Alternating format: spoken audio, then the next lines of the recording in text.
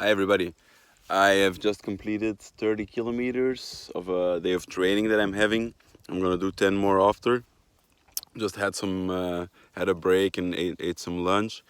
I quickly wanted to talk to you. Well, maybe not quickly actually. I wanted to talk to you all about the reason why I started doing this whole project, the Vid Expedition, breaking the world record of the longest handbike ride.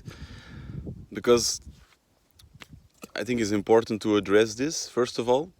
And secondly, I've had some people that have maybe not really questioned my motives, but have questioned them in a way, and I would like to address that as well because I think it's good that my motives have been questioned, but I feel I feel like the way they were questioned was not very didn't sound true to me.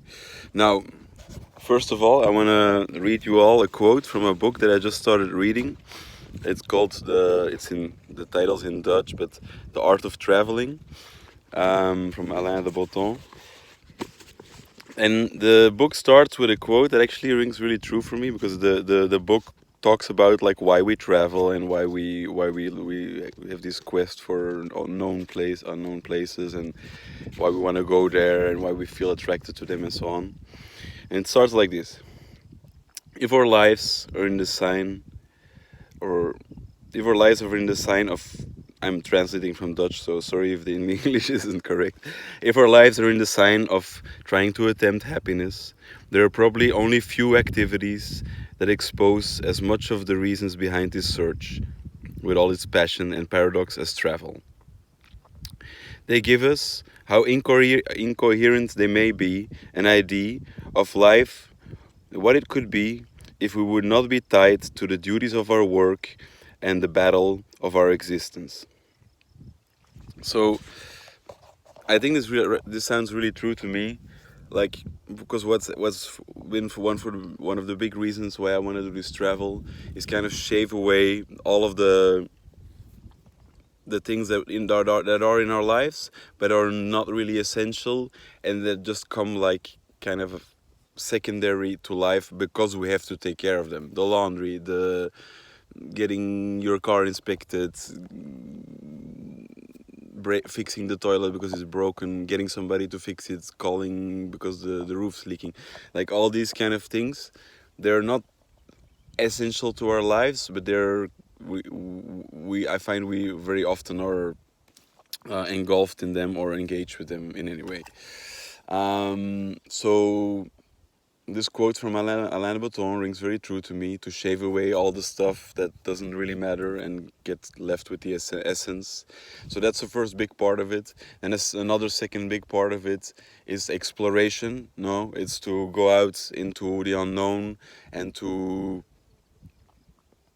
see places I've never seen before, meet people I've never seen before, get into situations that I've never seen before, never encountered before, and thus question my reality and what's important to it, and maybe learn from it and adjust certain things about my behavior, my lifestyle, and so on. So that's a reason as well. Now another big reason is the fact that and that's what I wanted to address mainly. Somebody told me, yeah, I don't support your project because I feel that you're doing it out of a competitive mindset.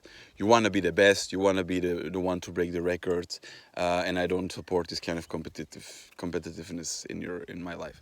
Now I understand why people would think this, but this is not at all the reason why I'm doing this.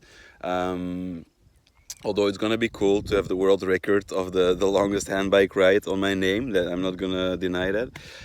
For me, it's more about showing other people with a disability. Not to say that I'm better than other people with a disability, not at all, but showing other people with a disability what's possible in their lives, like to show that we're living every day with the stamp disability, but when you really think about it, a great disservice is being done to us by this term, because it has the word ability in it and this, so we're not able to, and this is something we have to live with in our consciousness, in our mind every day. and I hate this in a way because I don't want to be living with a label of not being able to all my life. So that's one of the reasons why, one of the big reasons why I wanted to do this, to show that I'm able. Very often, living with a disability is about not focusing on the things you're not able to do anymore, but it's about focusing on the things that you are able to do, and exploiting those, working with those, and like kind of, yeah, putting a magnifying glass on on that perception that you create yourself, on those abilities and not on those disabilities or things that you cannot do. So yeah, besides that, that's, I think that those are mainly the biggest reasons I want to do this. I also want to really do it because I can do it with Kiara, with my girlfriend.